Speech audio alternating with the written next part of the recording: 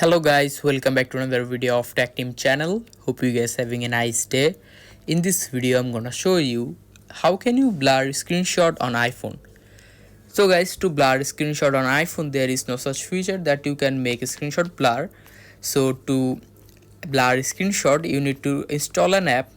In this video I have installed this InShot app. From this app you can just blur any part of the screenshot on iPhone. So let's just go to the app. Click on photo and choose the photo. Let's just say I want to blur this watch. So to blur it, just scroll from here and here you can see detail.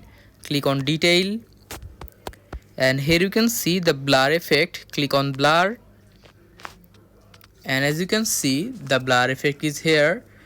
You can remove it like clicking on this cross icon. You can increase or decrease it like by this way, like this.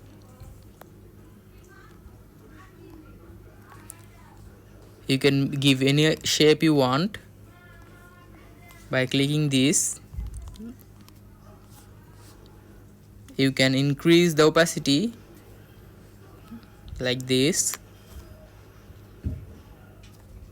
and after that click on this arrow icon and click the top right this icon, and after that the image is saved.